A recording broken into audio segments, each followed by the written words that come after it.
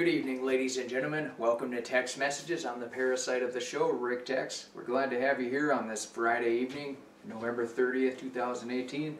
Happens to be the last day of November, and it was appropriately temperature-wise, 30 degrees outside, which is about the seasonal average for this time of the year in this type of climate. But, you know, for the most part, we're not necessarily going to dwell too much on the weather today, because the weather does have somewhat of a influence on just daily activities, and of course different seasons affect people differently. You know, you could have seasonal affective disorder, which is usually a lack of sunlight, which can somewhat be alleviated by Epsom salt baths and other forms of, vitamin D supplementation apparently could assist in that, but for the most part the sun isn't actually giving vitamin D. It's providing some type of energy into your body that allows you to synthesize vitamin D. That's, you know, your body actually does synthesize a lot of its own vitamins and minerals, and also liver can store vitamins and minerals for up to 10 years. So if you eat a complete deluge of some very beneficial vitamins and minerals, they may stick around in your body for a very long time, which allows you to maintain good levels of health. As long as you're utilizing healthy sources of energy, chances are pretty good your body will figure out ways to create the necessary ingredients that it needs to function at an optimal level. Now, a lot of people on the ketogenic diet, they get a little paranoid because they hear that glucose runs your brain, and for the most part, if you just ate strictly fats, your body would be able to use that fat and create the glucose to run your brain. Now, when you think of fat, you know, fat is 9 calories per gram or whatever it is. See, a fat is actually a longer chain of triglycerides or whatever they're called, and a carbohydrate is a shorter chain. That's why it takes less time to burn a carbohydrate to use as energy, which is why your body, if you consume carbohydrates, it'll burn that right away. Now, if you're only consuming fats and proteins, then over time your body will become more efficient at burning fats, because it'll just want to, and then you won't store as much fat either. Because if you're just burning carbohydrates all the time, then your body gets used to, your pancreas gets used to doing whatever it's supposed to do, and it gets efficient at it, and then the pathways and nervous system is effective, and it breaks down carbohydrates very quickly. And it doesn't do as good of a job at breaking down fats. But if you're eating only fats and proteins for the longest time, then your body will start, your pancreas will start kicking into gear and breaking down the fats and all that stuff too at a very efficient, high rate, and then it'll start grabbing fat out of your storage areas and break that down as well. Now, in the middle of winter time though, it is nice to have some degree of fat on you. It helps to insulate your body. It's healthy. Fat also does secrete hormones too. Mostly good hormones. It is also important to have clear receptors. I mean, if all your hormone receptors are full of fluoride, bromide, chloride, then you can secrete all the hormones you want, and they're not really going to do much. In fact, it's probably just going to clog up your bloodstream. So yeah, I mean, intaking endocrine disrupting ingredients certainly doesn't aid in the optimization of your own health as well. So that's also just another thing to pay close attention to. I mean, you know, you hear about, you know, childbearing mothers or something, they have hormones, and if you go through menopause or whatever the case may be, then hormones do weird stuff. So it is interesting. Basically, how hormones operate is certain parts of the body secretes them in your bloodstream, you know, based on signals from your brain or other parts of your body, maybe your gut, your liver, whatever the case may be. So some parts of your body, like the pancreas, will secrete hormones, and then it'll go to all the different, through your blood. It travels through your blood. It doesn't travel through your bones or through your nervous system. And then once it gets to those organs and receptors where they're asking for it, it'll grab onto it and then use it for whatever functionality it desires. So that's why it's important not only to have healthy organs so that they can secrete the hormones in the first place, but it's also important to have a healthy and clean system so that it can take the hormones and use them properly. So I mean, there's a lot that goes into it. Generally, very rarely is the solution taking synthetic hormones or injecting them. There's usually some. I mean, if you're a bodybuilder and you want to look like a big tough guy or gal, then yeah, you're probably gonna have to inject a lot of human growth hormones or the steroids, of course. That's kind of a no-brainer. So I mean, yeah, if you want to artificially enhance your body for some type, I mean, if you're in college and you're playing football and the difference between making $5 million and baking groceries is shooting up some human growth hormones, then it stands to reason that some people would probably do it. And in fact, there might even be people cooking it up on the stovetop in their own house as well. So, yeah, I mean, that's kind of the, live in a highly competitive society. There's actually a study that I read the other day. It said there are these guys on a rowing machine, and they were competing against one another. Now, it didn't really matter who won. Well, actually, it did matter who won or lost. But the machine was going to automatically select who won or lost, not based on actual performance, but just nominally, randomly select people. What they found out is that the people who thought they were winning actually had higher levels of free testosterone when they measured their blood before and after the event. And the people who thought they were losers had lower levels. So there was something like 14% higher change, there's just higher change. Like for example, if you measure my testosterone, it was 300. And then after the test, I lost miserably and it was 250. So that was a difference of minus 50. And then Big Joe Rosso measured at 280 and then he went to 300. So he had an increase of 20. So there was a differential of 70 or so. So what they found out is that the men who thought they were winning actually had an increase of 14%. And then the guys who thought they were losing had a decrease of like 7% or something. So, yeah, the mind and body do sort of work together in that facet.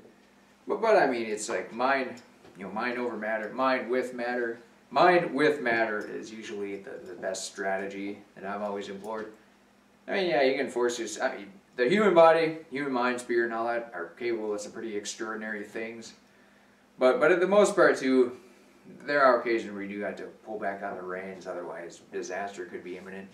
I mean, if you want to work 80 hours a week sitting in front of a computer and you want to push yourself to do it, you might find out that your eyesight doesn't work as good as they did, or your knees are not working anymore because you sat around all the time, and like a bear that hibernates, you lose all your joint functionality when you don't use them, because everything just becomes inefficient. There's very little blood flow there, the nerves aren't really working there anymore, and the bone density has gone down. Like when people go up in outer space, a big deal there is that they exercise with resistance training. That way they maintain their bone density, so when they get back on Earth and they have the pressure, the atmospheric pressure, and then they got the electromagnetic forces pulling into the center of the Earth, that they still have that bone density, the muscle mass, and the nervous system to deal with that. So, yeah, a good balance is very helpful too. Having goals is also important. And sometimes you gotta get out of balance a little bit to reach those goals. But usually, what I've found at least, that usually works pretty good is to create goals that are consistent with a good balance. I mean, does that mean I should create a goal of driving 5,000 miles next week? I'd be sitting on my ass a very long time, so it wouldn't be a very fruitful goal in that regard, and it wouldn't create a very good balance. Now, if I had a goal next week of filming a few talk shows and maybe picking up and setting down some weights and then reading some books and putting together some garbage outside, that's a pretty good balance there. Now yeah, could you consider it an 80-hour work week? See, an 8-hour work week is a bit of a misnomer, because when you think of it, the automatic assumption is that you sign into a time clock for 80 hours. Say, for example, 7 days a week, you show up for work 6 p.m. to 6 a.m. or 6 a.m. to 6 p.m. I mean, that's not necessarily the case. As long as you're being a productive person, maintaining good health, I mean, hell, you could pretty much consider yourself on a 168-hour a week work week if you're being mostly productive. Now it's mostly just self-destructive activities that lead to deleterious effects and just poor choices in general.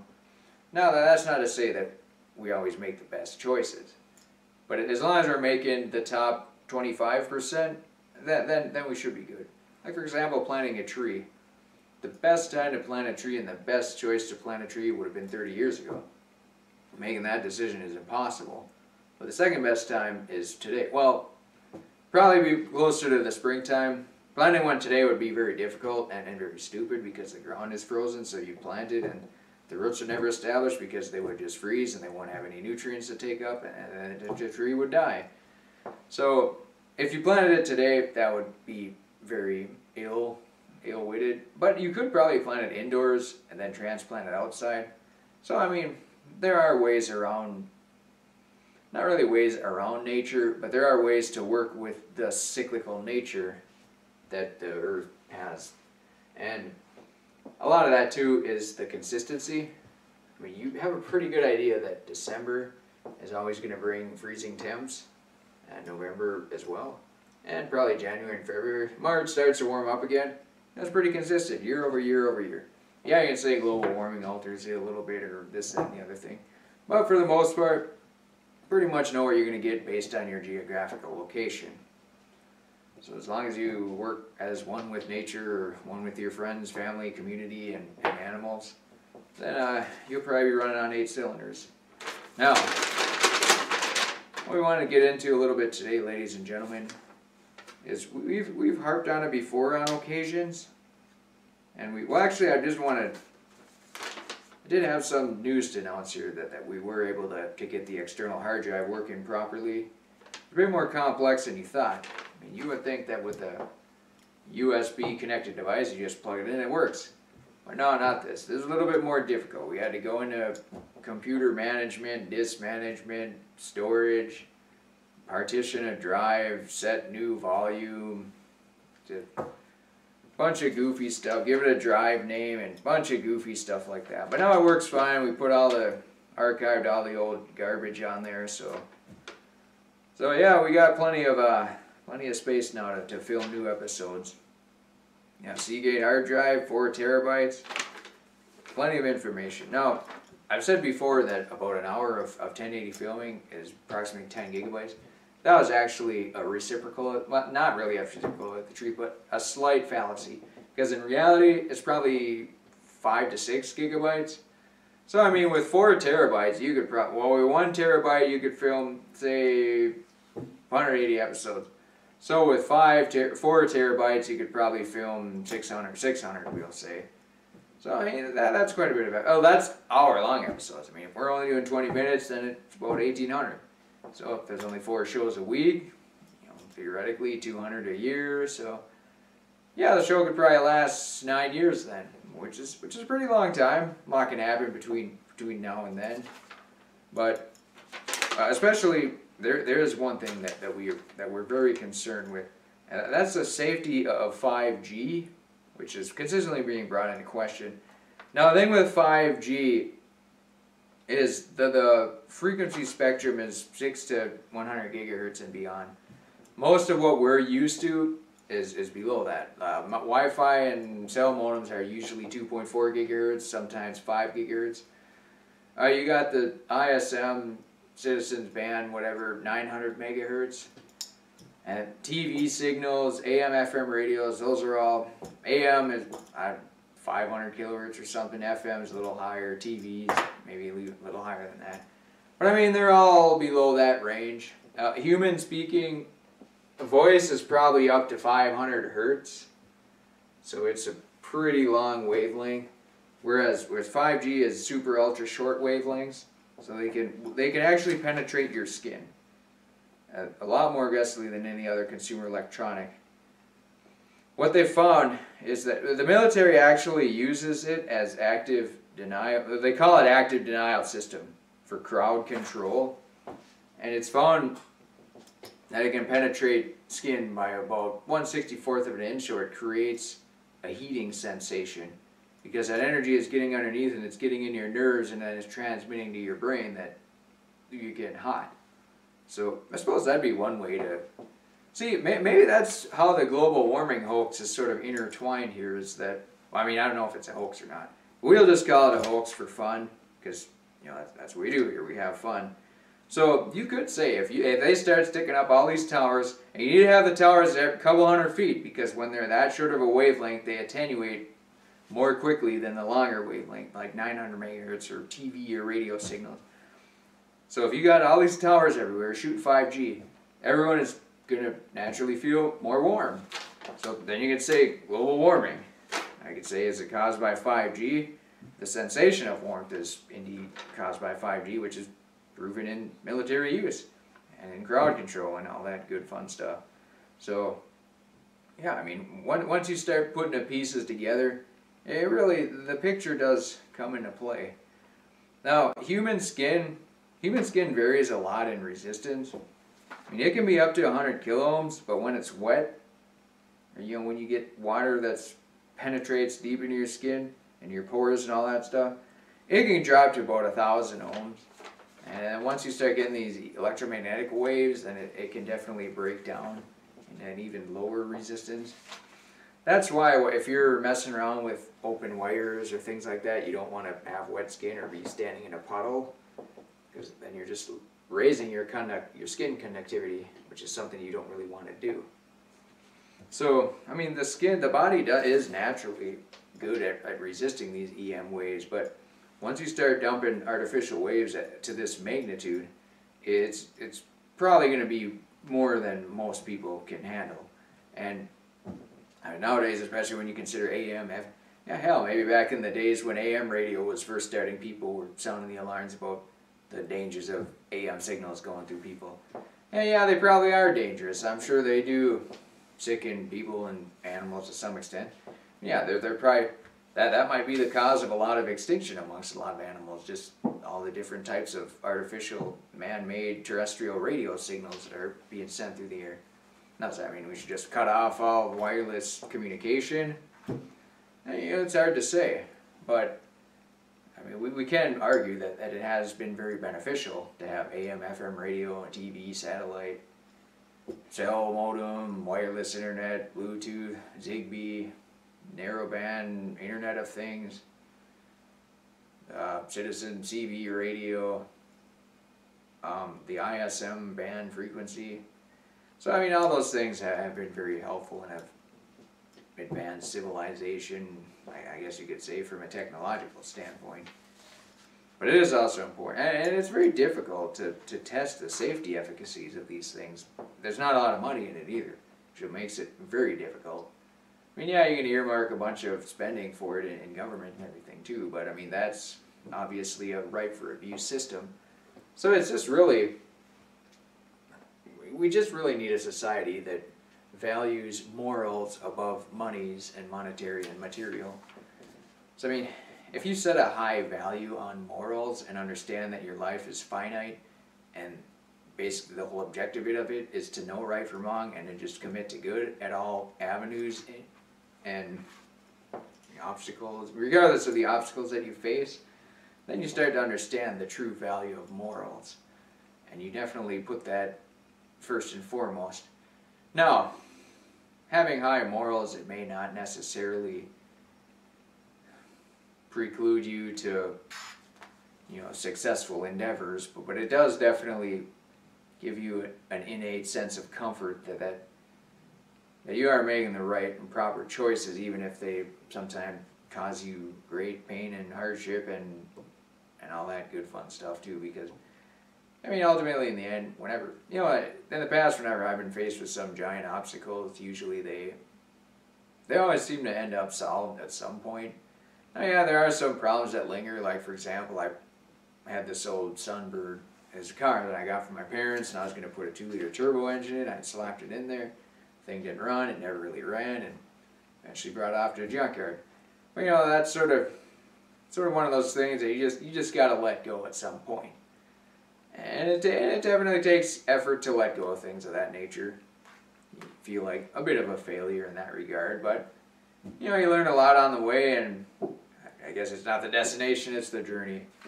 So with that being said, ladies and gentlemen, I forgot to bring my cell phone up here, so really don't have any idea of what the time is, but it's probably about that time, so we're going to call it good. We salute you.